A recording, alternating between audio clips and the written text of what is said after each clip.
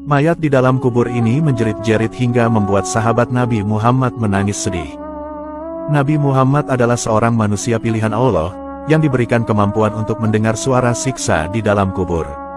Dalam hadis riwayat Bukhari Muslim dari Ibnu Abbas, disebutkan bahwa Rasulullah Shallallahu Alaihi Wasallam mampu mendengar suara mayit yang sedang diazab di dalam kubur dari dua kuburan yang dilewatinya. Diceritakan oleh Ibnu Abbas radhiyallahu anhu, sewaktu Nabi Muhammad Shallallahu Alaihi Wasallam berjalan bersama para sahabatnya melewati dua kuburan. Tiba-tiba, beliau berkata, orang yang berada di dalam dua kubur ini telah disiksa oleh Allah.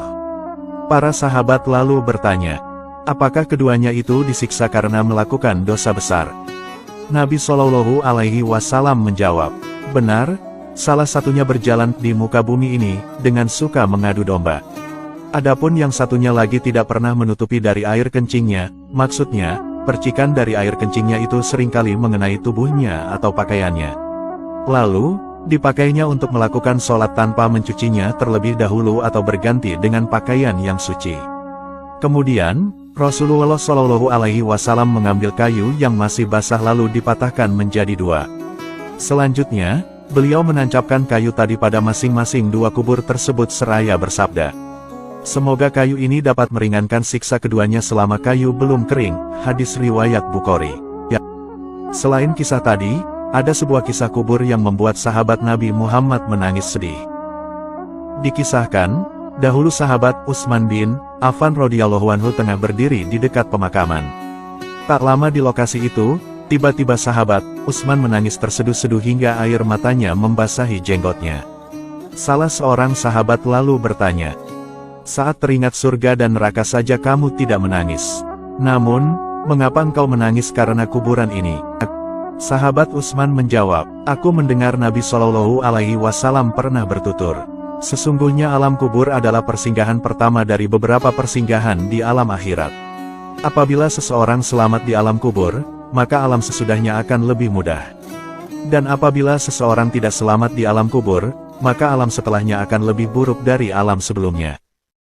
Inilah yang menyebabkan tangis sahabat Utsman. Ia teringat pada nasihat sang kekasih hati yaitu Rasulullah Shallallahu Alaihi Wasallam. Sebuah nasihat yang amat benar dan membuat siapa yang mendengarkan lalu memikirkannya dalam-dalam. Sahabat Utsman bin Affan juga pernah mengatakan satu sabda Nabi Muhammad yang lain. Aku tidak pernah melihat pemandangan yang lebih menakutkan melebihi alam kubur.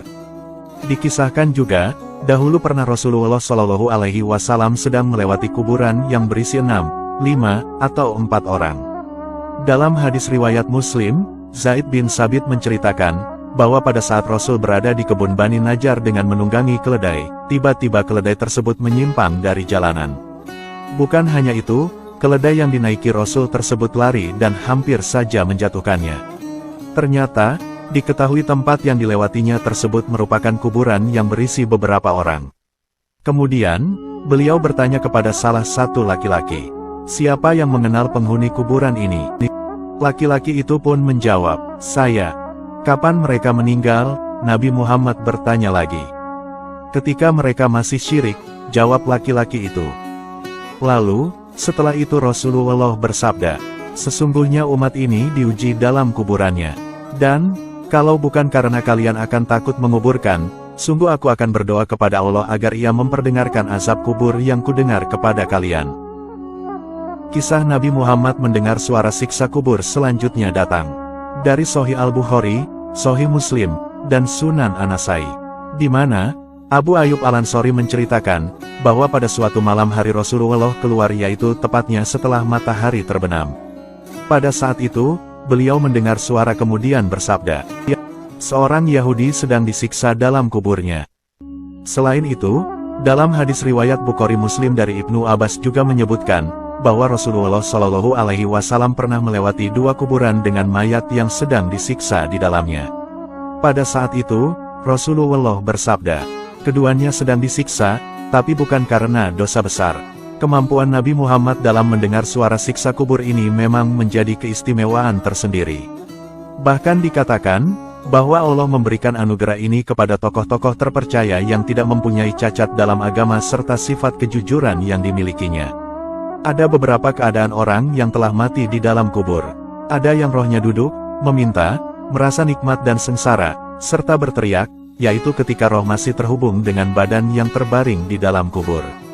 Sungguh ini merupakan suatu kebesaran Allah yang patut diyakini agar seluruh umat muslim dapat bertaubat dan memohon ampun kepadanya. Selanjutnya, dalam kisah Nabi Muhammad mendengar suara siksa kubur juga diterangkan, bahwa mayat yang sedang menerima siksaan terlihat keluar dari kuburnya.